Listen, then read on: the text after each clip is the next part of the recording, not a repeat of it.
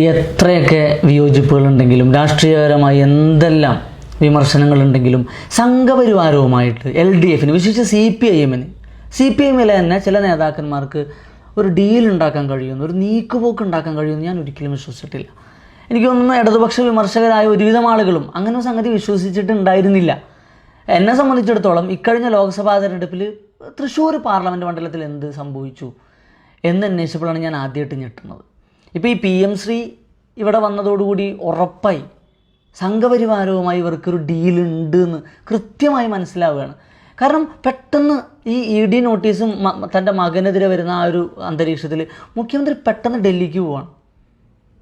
തൊട്ടു പിന്നാലെ വകുപ്പ് സെക്രട്ടറി പോകുന്നുണ്ട്. മുഖ്യമന്ത്രി പിന്നെ അമിത്ഷായെ കാണുന്നു, പ്രധാനമന്ത്രിയെ കാണുന്നു, ധനമന്ത്രിയെ കാണുന്നു, വകുപ്പ് സെക്രട്ടറി പോയി PM ശ്രീയിൽ ഒപ്പിടുന്നു. ആ PM ശ്രീ എന്ന് പറയുന്ന ഇത്രയും വലിയ അപകടകരമായൊരു സംഗതിയാണ്. സംഘപരിവാരത്തിന് ഇങ്ങനെ വാതിൽ തുറന്നെടുത്ത് വേറൊരു സംഭവമില്ല. സത്യം പറഞ്ഞാൽ കേരളത്തിൻ്റെ രാഷ്ട്രീയ ജാഗ്രതയെ തന്നെ അണ്ടർമൈൻ ചെയ്യുന്നൊരു പരിപാടിയാണ് ഇതിലൂടെ ഉണ്ടായിട്ടുള്ളത്. നമ്മുടെ കുട്ടികളൊക്കെ സ്കൂളിൽ ഇരുന്നിട്ട് വർഗീയമായ സംഘപരിവാർ അജണ്ടകൾ പഠിക്കേണ്ട ഒരു സാഹചര്യത്തിലേക്ക് വരികയല്ലേ. നമ്മുടെ സ്കൂളിൽ നേരിട്ട് കാവ്യവൽക്കരണത്തിന് സൗകര്യം ചെയ്തു കൊടുക്കുകയല്ലേ.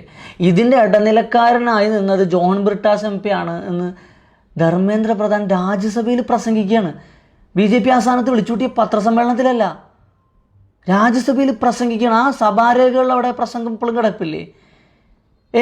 എനിക്കെതിരെ അപവാദം പ്രചരിപ്പിച്ചു മന്ത്രി എന്ന് പറഞ്ഞൊരു അവകാശ ലംഘനത്തിന് ബ്രിട്ടാസ് MP നോട്ടീസ് കൊടുക്കുമോ രാജ്യസഭാ ചെയർമാൻ? ഞാനത് നോക്കിയിരിക്കുകയാണ്. ഞെട്ടിക്കുന്ന ഒരു റെവലേഷനല്ലേ ഉണ്ടാവുന്നത്. നോക്കി എന്തിനു വേണ്ടിയിട്ടാണ് ഇത് ചെയ്യുന്നത്? കേരളത്തിനെ ഇങ്ങനെ ഒറ്റ കൊടുക്കുന്നത് എന്തിനു വേണ്ടിയിട്ടാണ്? Look how desperate are they to make all these compromises to deals. അത് വലിയൊരു പ്രശ്നമാണ്. തൃശ്ശൂരിൽ എന്താ സംഭവിച്ചത്? ഇപ്പോൾ PM ശ്രീയിലും ഏറ്റവും കൂടുതൽ വഞ്ചിക്കപ്പെടുന്നത് കേരളത്തിലെ ജനതയാണ്. ഘടകകക്ഷിയായ CPI. തൃശ്ശൂരിൽ തന്നെ ഉണ്ടായത്. പൂരം കലക്കി. ആരെ കലക്കുന്നത്? ആഭ്യന്തര വകുപ്പ് കലക്കുന്നത്. ആർക്ക് വേണ്ടിയിട്ടാണ്? അവിടുത്തെ BJP സ്ഥാനാർത്ഥിക്ക് വേണ്ടിയിട്ട്. 43 പഞ്ചായത്തുണ്ട് ആ മണ്ഡലത്തിൽ, ലോക്സഭാ മണ്ഡലത്തിൽ 43 പഞ്ചായത്ത്. 35 പഞ്ചായത്ത് ഭരിച്ചിരുന്നത് LDF.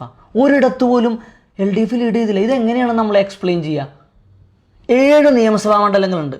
7ഉം വൻപിച്ച ഭൂരിപക്ഷത്തിൽ LDF ജയിച്ച മണ്ഡലങ്ങളാണ്. 6ഇടത്തും BJP ലീഡ് ചെയ്തു, ഒരിടത്ത് കോൺഗ്രസും. അപ്പോഴും ഒരിടത്തും LDF ലീഡ് ചെയ്തില്ല. ഈ CPIയുടെയും CPIഎമ്മിൻ്റെ ഒക്കെ കോട്ട എന്ന് പറയുന്ന പാർട്ടി ഗ്രാമം എന്ന് പറയുന്ന അന്തിക്കാട് വരെ BJP ലീഡ് ചെയ്തിരുന്നൊന്ന് ആലോചിച്ച് നോക്കി. ഇതെങ്ങനെ എക്സ്പ്ലെയിൻ ചെയ്യുക പിന്നെ ഈ CJP എന്ന് പറയുന്ന പരിപാടിയല്ലാതെ?